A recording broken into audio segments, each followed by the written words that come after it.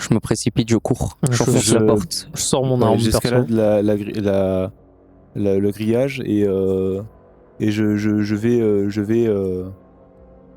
Alors déjà, vous arrivez, et au moment où vous arrivez près, il y a la porte qui s'ouvre avec un coup de pied. Vous voyez une masse toute petite qui se met à courir, mais vraiment qui sprint dans la montagne. Et vous voyez un homme, putain de chat de merde! Et il commence avec le fusil, il essaie de le viser. Et vous voyez un tir, le chat il fait ça le fait faire un tourbillon. Il saute sur place alors que parce que la balle elle lui tombe à 3 cm à côté des pattes. Et vous voyez qu'il baisse le fusil, c'est un double canon, et il essaie de sortir maladroitement deux cartouches. C'est des cartouches, mais des trucs pour les éléphants, les trucs. Et il les fait tomber, il arrive pas à la merde. Putain de... Monsieur. Qu'est-ce qu'il y a? Oui. Oui, bonjour. Déjà, calmez-vous avec ce fusil, déjà. On vient de discuter avec vous. Vous avez un peu de temps ou pas? Oui, pourquoi? Qu'est-ce que vous voulez, vous? Oui, alors, le fusil, il a mis les trucs et il a remonté les 2 barilles, quoi. Qu'est-ce qu'il y a? Qu'est-ce que vous voulez, là? Je suis occupé. On est là sur les conseils de Madame Chouet. On voudrait vous parler, s'il vous plaît. Ouais? Attendez, Bon, très bien. Oui. Il y a quoi d'intéressant à voir dans le ciel? Dans le ciel? Dans le ciel. Parce qu'on a remarqué que vous aviez un télescope. Oh, dans le ciel, il y a plein de choses à voir. Et c'est quoi que vous voyez? Quelque chose lié à ça. Et je sors le petit papier que j'ai eu entre les lattes. Tu vois qu'il te le prend des mains. Rentrez. Et tu vois, il sait pas quoi faire et il reste... Cachez ça, là. Et il rentre, il dit rentrez. Voilà. Je vous l'avais dit qu'il fallait pas le montrer à tout le monde. Oui, mais je pense qu'il y a des gens qui sont un peu plus de confiance que d'autres. Ouais, mais bon. Il y a le Blackwood pour ceux qui ont la référence, le Blackwood de la situation. Alors, vous voyez qu'il a un accent américain, vraiment. C'est un américain, il est assez gros. Où est-ce que vous avez trouvé ça, là? Sous mon lit. Sous votre lit? Sous mon lit. À l'hôtel. Peu importe ce qu'il a glissé, il a réussi à passer outre un mécanisme visant à fausser les faux visiteurs. Très bien. À révéler les faux visiteurs. Ou alors il était déjà là et tu l'as trouvé le lendemain. Qu'est-ce que vous venez faire ici exactement? On cherche des indices et des preuves pour notre expédition. On cherche Atlantide. L'Atlantide. Très bien. Si vous voulez, l'Atlantide, mais il y a plein de choses à voir dans la région. L'Atlantide, les ovnis, le système de triangle des Bermudes. Moi, je suis... Et vous voyez qu'en fait, quand vous êtes rentré chez lui, il y a des journaux collés sur les murs. De partout.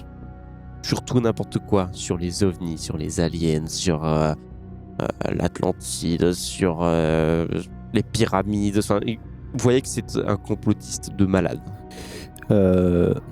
Qu'est-ce qui est dans le ciel actuellement qui semble rôder autour de l'île, qui en tout cas semble avoir rôdé autour de mon appareil quand je me suis ça c'est les pirates de l'air, hein. C'est les pirates, hein. Tu l'as vu aussi, Robert?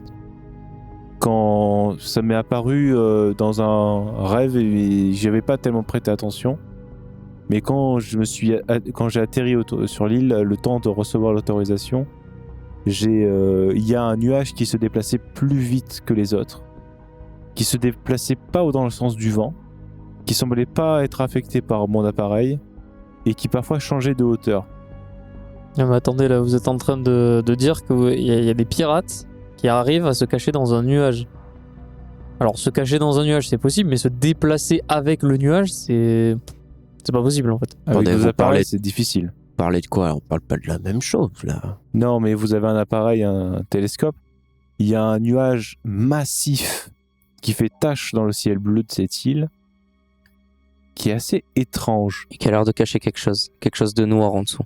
Ça, c'est l'Atlantide. C'est ça l'Atlantide. Qu'est-ce que vous savez sur l'Atlantide? On me prend pour un fou, vous savez. Mais ça, c'est pas un volcan sur lequel on est. Je suis pas bête. Ça fait plus de 1000 ans que cette île, elle existe et il n'y a jamais eu d'activité volcanique. C'est pas normal. Vous comprenez ça? Et quand on fait, je fais des analyses, je vais sur place, je regarde le cratère, je vous dis, il n'y a aucun volcan sur cette île et personne ne veut me croire. Mais si personne ne veut vous croire, est-ce que ça serait pas lié à ça? Et je lui remontre le papier. Qu'est-ce que c'est ça? Ça, c'est le symbole de l'île. C'est le symbole qu'il y avait à la base de cette île. Je sais pas ce que c'est. C'est sûrement l'ancienne aussi. On était avant que sur cette île, il y avait quelqu'un d'autre, forcément. Il y a bien des gens. Avant les coloniaux, vous voulez dire? Oui, bah voilà, j'imagine bien, ou quelque chose comme ça. Vous savez, moi, j'ai eu une théorie. L'Atlantide, on dit, ouais, ça s'est enfoncé sous la mer. Vous voyez? Enfin, parce que Dieu a voulu les enfermer, parce que la technologie était trop évoluée, dépassait l'entendement de Dieu et il les a punis en les engloutissant. C'est ça, l'histoire de l'Atlantide. Mais moi, je vous dis quelque chose. Depuis que je suis sur cette île, de plus en plus de jours, ce télescope, je l'ai depuis pas longtemps, hein, et je vois des choses la nuit, des nuages bizarres. Je fais des rêves, de plus en plus. Ça Sors la pierre. Quand il la regarde, il voit que instantanément, il met la main, il dit non, attendez, c'est pas, il y a quelque chose qui va pas. Comment va Kevin d'ailleurs, juste? Comment va quoi? Va Kevin par rapport à ça? Kevin, il est bien concentré, il écoute tout ce qui se passe. Il dit pas grand chose en fait. Il écoute. Il analyse un petit peu.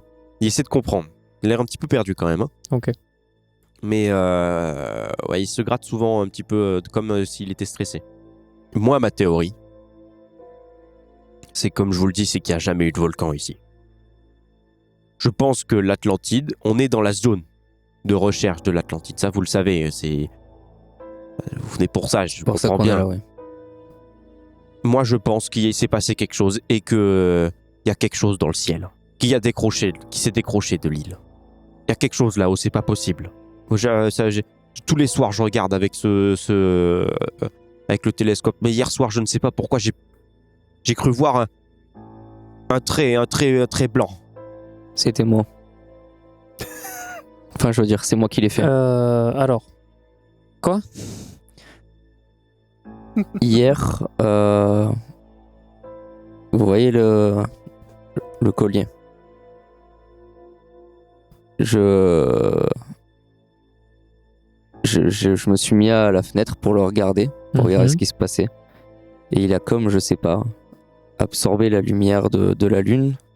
Et il a redirigé dans le ciel. Comme un signal.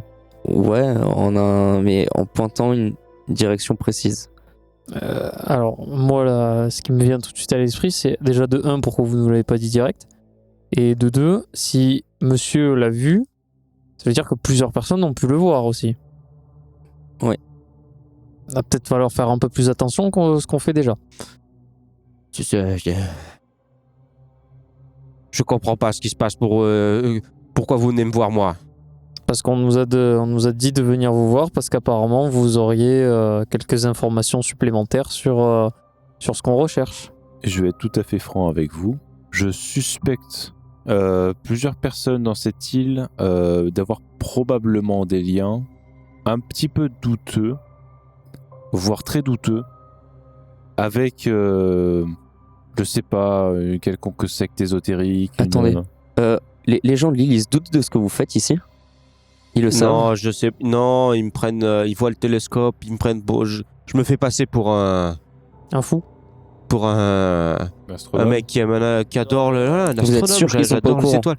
Non, personne vient m'embêter. Et puis, vu que je suis un peu tout seul dans mon coin, ils s'imaginent pas ça. C'est pour Parce ça que- que quand vous avez sorti ça, ça m'a un peu... j'ai compris un petit peu directement ce qui se passe. Vous êtes des étrangers. Parce que pourquoi ils nous auraient enverré ici si vous avez raison sur ce que vous dites là pour l'île, qu'il y a des gars bizarres, je sais pas. Il y a tous les gêneurs qui sont potentiellement réunis au même endroit là. C'est pour ça que j'ai dit qu'il fallait pas montrer à tout le monde, mais. Et puis vous savez, il se passe des choses. Il n'y a pas que ça. Il y a, en ce moment, les pirates. Il y a des pirates de l'air. Il y a beaucoup de pirates de l'air. Vous savez. Il y a beaucoup de gens qui essaient de comprendre de ce genre d'histoire. On ne sait pas pourquoi. Depuis quelque temps là,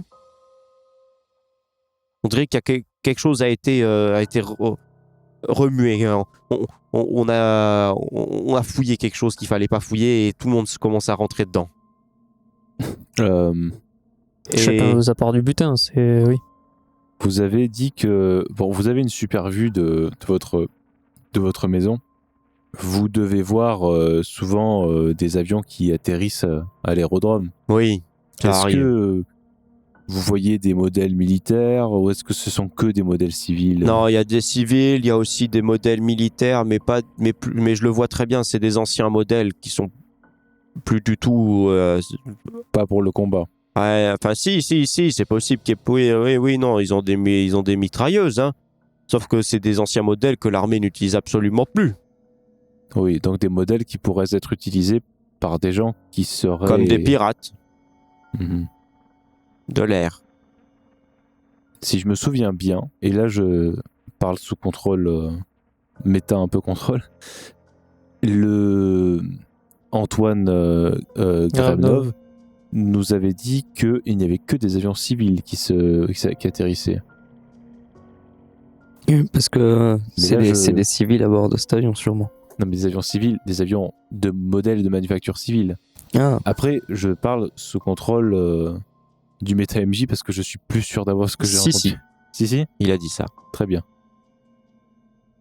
Donc, ce qui veut dire que si Gremnov peut-être cacherait le fait que, parce que des avions militaires, ce sont des avions militaires. On peut pas prendre ça pour autre chose qu'un avion militaire. De toute Mhm. façon, vous vous attendiez à quoi? On est sur une île, le mec est littéralement le seul à gérer un aérodrome. Vous pensez vraiment qu'il est clean, ce gars? Ça se voit. Bah, ça aurait été possible, je vois pas Mais pourquoi ouais. il y a le mal tout de suite. Mais vous là-dedans. savez- Je vois pas le... Mais que ce soit les pirates ou l'armée, il n'y a rien qui va en ce moment. Les pirates commencent à engager de plus en plus de gens pour pouvoir fouiller le nez dans toutes les affaires. Et l'armée aussi, elle n'est pas toute claire. Hein. Mais qui l'est, au final? Je vois bien qu'il y a des gens qui sont de plus en plus engagés par l'armée pour foutre le bordel et pour essayer de comprendre ce qui se passe. Après une guerre, on demande pas à des scientifiques. Vous savez, moi, avec tous les dossiers que j'ai, tout ce que j'analyse et tout ça et tous les contacts que j'ai, l'armée qui engage des scientifiques aéronautiques, des aviateurs bien jeunes, toutes sortes de cartographes et qui investit énormément dans la recherche de cartographie, de tout genre de choses, Enfin, vous comprenez ce que je veux dire. C'est pas clair. Oui. On cherche à avoir des informations. Et c'est pour une bonne raison. J'imagine qu'il y a quelque chose de grave qui se passe en ce moment. Quelque chose d'important. en tout cas. C'est très dur. C'est une situation très compliquée. J'ai l'impression de me retrouver au milieu. Mais je pense qu'on est tous un peu au milieu. Mais enfin, on est quand même dans une espèce d'épicentre. Mais vous vous rendez pas compte que là, s'il y a tout le monde qui s'agite comme ça, c'est qu'il y a vraiment quelque chose. C'est le Ça moment pourrait ou être jamais, incroyable. messieurs. Hein, je vous le dis, c'est d'ici quelques temps, l'armée va s'en mêler ou les pirates vont finir par découvrir quelque chose qu'il faut pas découvrir et ça risque d'être très problématique. Ça va être compliqué. La pierre que j'ai avait l'air de pointer vers ce truc qu'il y a dans le ciel, que vous avez vu aussi, Robert. Est-ce que vous voulez qu'on tente avec l'avion une fois qu'il sera réhabilité d'aller voir peut-être en suivant la direction que donnera ma pierre. Alors, non. Mais je vous avoue que si ce nuage sait se déplacer avec autant de précision et de vitesse... C'est pas un nuage, il y a quelque chose derrière. Oui, ou quoi que ce soit d'autre. Je l'ai vu. Je pense qu'il ne va pas se laisser faire. Et s'il veut rester secret et caché, je pense que c'est pas notre petit avion, même Et avec des mitraillettes. peut-être que qui lui justement font peur. ça c'est la clé. Je dis ça en montrant le collier. Et pourquoi on montrait pas en haut de la montagne qui visiblement a l'air connecté à cette chose. Donc, Parce que notre ami ici présent l'a déjà fait visiblement. oui, mais pour faire des tests, pour savoir si c'était un volcan. Moi, je vous parle de. Apparemment, ça fait partie de ce qu'il y a dans le ciel, ça fait partie de l'île. Donc, pourquoi ne pas monter au point le plus haut et essayer le médaillon de nuit avec le faisceau. Ah, peut-être. Là où on sera les moins peut essayer visibles, ça. vu que. On sera les plus visibles justement. au Ça sommet de dépend de la l'île. taille du faisceau. Oui. S'il est tout fin, ça se voit presque pas, non, en hauteur. Il est Par fin, contre, s'il mais est il faut large. se concentrer dessus. Donc voilà. Donc, plus on est haut, et moins ça se verra. Bon, on peut faire ça. Cette nuit. Eh bien, qu'est-ce que vous vous attendez jusqu'à la nuit pour tenter Par de faire ça? contre, et j'aimerais que le gars vienne avec nous, du coup. Et il peut venir avec vous, s'il n'y a pas de souci. Comme ça, il va nous guider. Et oui, je pense qu'on va attendre la nuit. Vous allez attendre la nuit. Et en effet, le liseré va pouvoir se lancer depuis le haut de la montagne. Et vous voyez ce nuage, très clairement, en fait, au moment où vous voyez tous ce petit liseré de lumière, au moment où ce liseré touche le nuage, il ne bouge plus. Il est immobile, il ne bouge pas. Je vais prendre une brindille et je vais couper le faisceau, voir si c'est juste de la lumière ou si c'est autre chose. Tu mets Oui, c'est juste une lumière. C'est juste de la lumière, ok. Et le nuage rebouge. Et le encore. nuage rebouge au moment où tu bloques le faisceau. Donc, effectivement, C'est la clé. bon, la clé, je suis pas sûr, mais au moins Ça permet un de stopper message, le truc. quoi, ouais. Et on peut y aller. Par contre, le nuage, il fait pas 2 cm. Oui. C'est un nuage qui fait 600-700 mètres. C'est un énorme nuage. Hein. Du coup, Robert, je te repose ma question. Je sais pas ce qu'il y a derrière et ça m'emplit d'incertitude, mais bon, allez. On est Par là pour contre, faire des est-ce découvertes que- et là, il y a une découverte à faire. Là. Est-ce que vous êtes sûr de vouloir sortir de nuit avec un avion, sachant qu'on a des suspicions sur quasiment tout le monde? Non, je vais pas sortir de nuit avec l'avion, puisque je voudrais être sûr que le moteur est OK. Je ferai le check-up de toute façon. Le problème, c'est qu'on avec, sait pas si l'avion. 2 jours ça marchera. Bah, Je oui, pense mais pas, bon. de jour, je pense pas que ça marche pour le coup. Bon, On eh bien, pourrait dans ce essayer. cas, je vois pas trop de Ce qu'on- choix. Ce qu'on peut faire, c'est que on peut prendre l'avion, vu qu'on peut faire des tours d'île en fait, on en fait avant que la nuit tombe et on essaie de voir à peu près à quelle heure la nuit tombe et comme ça, il y a une équipe qui attend en haut et qui déclenche le faisceau et il y a la deuxième équipe avec l'avion qui donc du coup va dans ce nuage-là. C'est une bonne idée. Comme ça, on n'éveille pas les soupçons en partant un peu avant la nuit et C'est hors de question que je fasse pas partie de l'équipe de découverte. si vous faites des caprices, ça va être compliqué. C'est absolument hors de question. Bon, Preston, vous irez Et avec il y moi. a Kevin qui dit c'est hors de question que je ne sois pas dans l'avion. Putain, mais vous cassez tous les. Je vais m'énerver au bout d'un Nous sommes, moment. nous sommes une équipe, on est peut-être à l'aurore d'une découverte majeure. Oui, en bas, c'est évidemment, autant Kevin, depuis le tous- début, vous parlez pas, donc oui, effectivement. y aller pour découvrir cette chose. Oui, bah oui. Eh ben, on va confier, vu que tout le monde fait son petit caprice, on va confier le médaillon à monsieur, et monsieur activera le faisceau pour qu'on puisse tous y aller, vu que visiblement, il y a 2 adultes et 2 enfants. Monsieur, l'homme me fait oui, sans aucun souci. Je comprends pas, Josh, pourquoi vous vous désignez pas dans ce cas. Oh bah parce que, je sais pas, depuis le début, je préviens les gens, j'essaie de trouver des solutions qui visiblement sont viables, et à chaque fois, c'est « Ah mais moi je veux pas, hein, moi je veux faire ça. hein. Mais vous ne voulez pas non plus. Bon, mais allez, moi, c'est j'y bien vais. cliché, les enfants, on va aller faire ça. » Moi j'y vais, mais c'est vous qui voulez absolument y être. Or, ce n'est absolument pas sécurisé. Si, imaginons, la personne décide donc de changer d'avis, de garder le médaillon, et donc du coup on sera bloqué dans un avion et on sera obligé de ratterrir, etc., ça va être compliqué. Non, ce qu'on va Écoutez, faire, écoutez, je pense qu'on je va vous paierai prendre le 10 000 médaillon. euros Non, mais on va prendre le médaillon si vous faites ça. et on va l'activer dans l'avion. Comment que tu vas activer dans l'avion?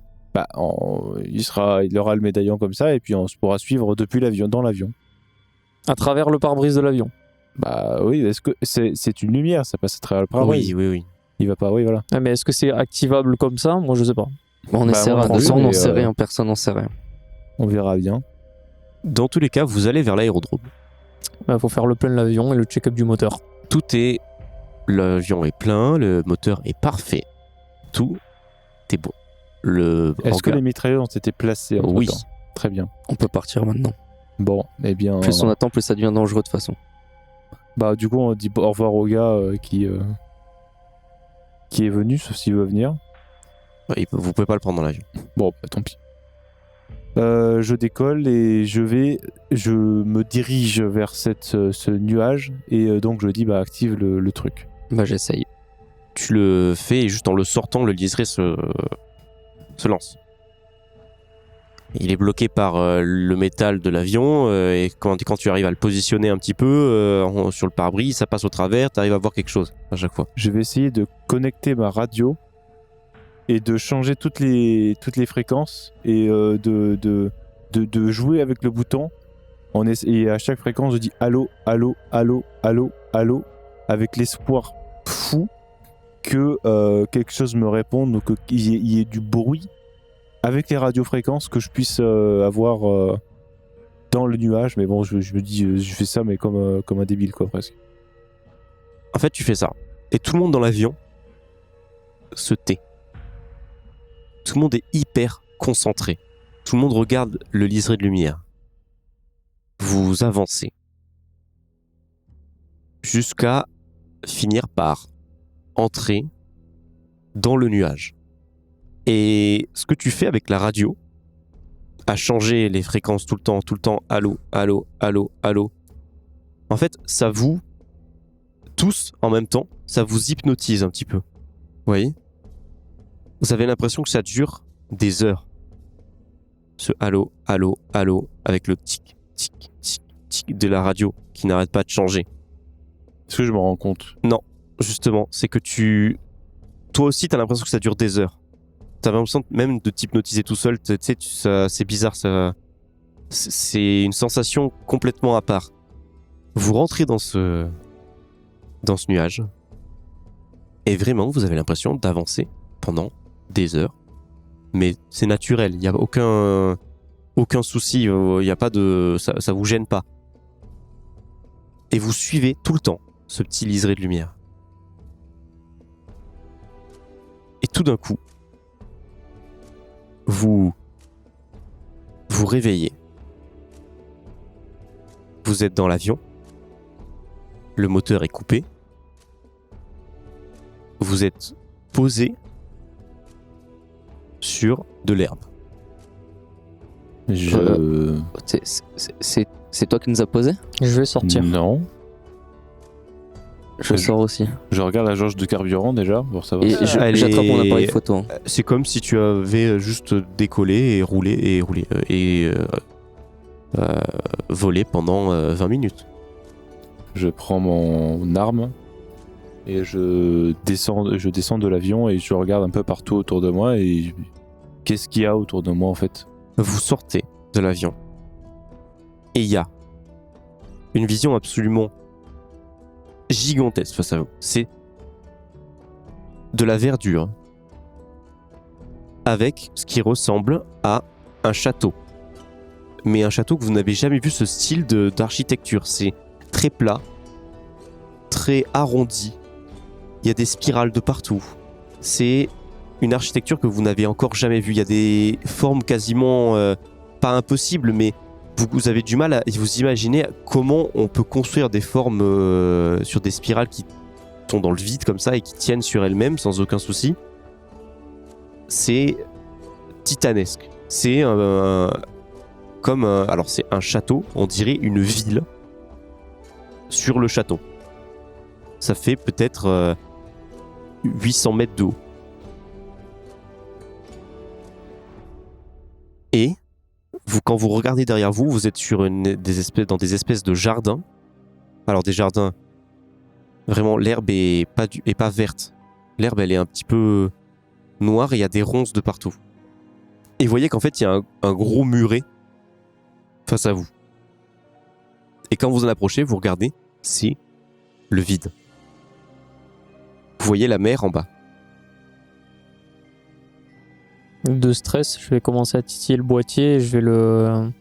Jusqu'au moment où je vais le laisser allumer, parce que au bout d'un moment, voilà. Je bombarde de photos. J'ai mon appareil, je regarde partout comme un fou, je cours partout, je prends plein de photos.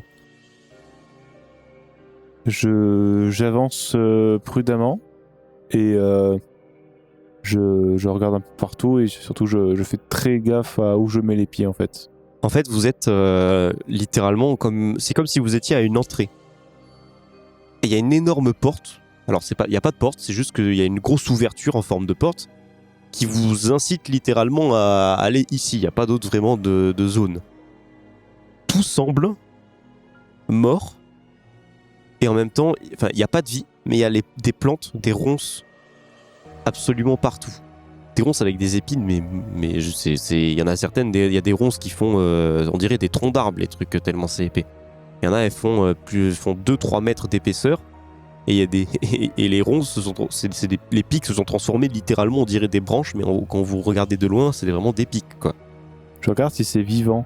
Ça a l'air d'être vivant. D'accord. Alors, par contre, la zone dans laquelle vous êtes avec l'avion, elle est gigantesque. Il y a de quoi poser 60 avions. C'est vraiment monstrueux, la zone. Vous voyez qu'en fait, c'est vraiment une zone limite d'atterrissage, le truc. On dirait que c'est fait exprès. Est-ce qu'on a la trace, justement, d'autres avions qui sont là? Pas du tout. Non. Il y a une seule trace d'avion et c'est la vôtre. Qui s'est posée. J'ai demandé à Kevin de venir m'aider pour descendre le matos de l'avion. Du coup. Tu vois, fais un jet. 80.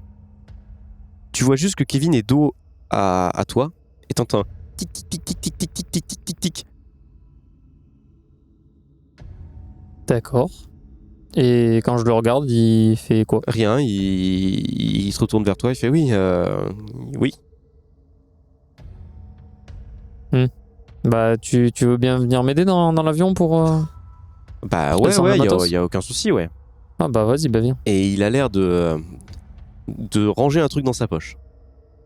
Ok, bah vas-y, passe, comme ça tu prends les valises et moi je prendrai la grosse caisse qu'il y a derrière. Vous voyez, il y a du coup Josh et Kevin qui vont vers l'avion et qui sont en train d'essayer de faire des trucs, qui s'approchent de l'avion. Donc toi, Thomas, même Richard, vous avez la pleine vision de... Qu'est-ce que je dis, Richard? Thomas et Robert, vous avez la pleine vision de Josh et Kevin qui vont vers l'avion. Ok. Et Josh, tu vois très clairement que dans sa poche arrière, il y a un truc rectangulaire. Je vais prendre mon revolver, je vais le mettre dans le dos de Kevin et je vais mettre ma main dans sa poche.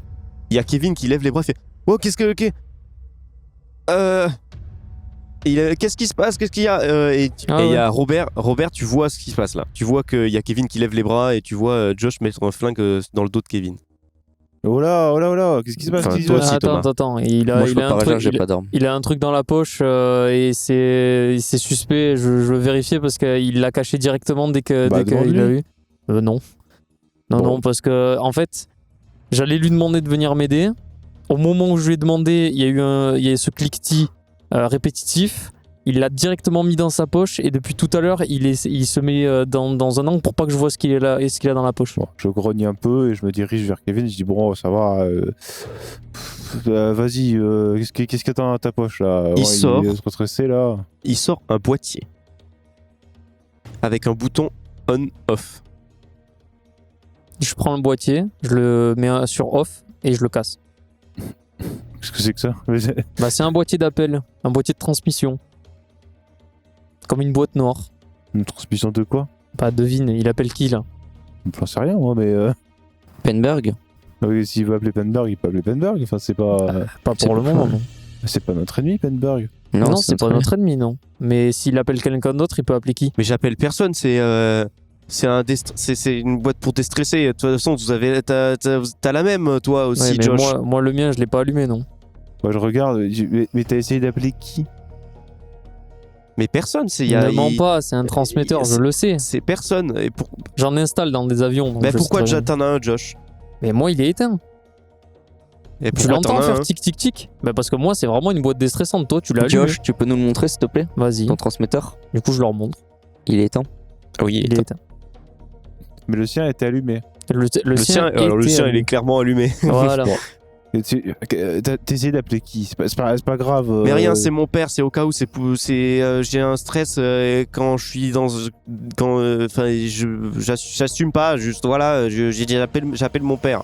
Josh, Robert, il y a moyen merde, d'interrompre, enfin de choper ces transmissions au Ouais, vol par exemple. il Non, a non, explosé le truc. Et Non, non, puis là, non. je l'ai éclaté là. Et puis même, il n'y a pas de moyen. Ok. De toute façon, même s'il l'a activé et que là, vu que je l'ai désactivé quasiment quelques secondes après, il va recevoir quelques ondes, mais c'est tout. Donc Parfait. si elles se perdent dans les airs, ça, on a un peu de chance. Mais non, c'est un boîtier de transmission, ça. Ça, je peux être catégorique là-dessus. On est à 10 000 km de la côte. Enfin, je sais pas. Il va mettre du temps à arriver s'il les reçoit. Hein, mais... Bon, je propose qu'on avance dans la découverte. De toute façon, tout ça là, on s'en fout. C'est Il y a bizarre plus parce que important à côté. quand vous regardez autour de vous, le nuage n'est plus là. Ah, il est visible que de l'extérieur en fait. C'est possible. Ok. En tout cas, là, il n'y a plus rien. Et Ou vous alors- voyez l'île en bas. Alors le fait qu'on soit arrivé sur l'île, ça a dissipé le nuage et on est visible de tous. Ce qui me plairait pas plus. Non, je suis pas sûr de ça pour le coup. Ils vont faire quoi? Ils n'ont pas d'avion. Ils vont venir en. Il y a les pirates qui rôdent dans le coin et qui cherchent Ouais, aussi. bah, c'est super. Ouais. Bon, de toute façon, allons-y vite. Je sais pas pourquoi on perd du temps là. Bon, vas-y, Kevin, passe. C'est bon, on va oublier tout ça. Je range mon Ouais, arme. allez, on entre et puis on verra ce qu'il y a dedans. Par contre, je laisse pas son arme à Kevin. Mais il a pas d'arme. Si, il en a S'il une. avait une arme. Il en a acheté une. Il en a acheté une aussi. Ah oui, bon. Donc, Il dit, je non, laisse mais je peux quand même la prendre au cas Non, où. Je pense qu'on peut quand même faire c'est- confiance à Kevin. pas. Non, mais je suis c'est- pas sûr de ça. Il a 22 piges.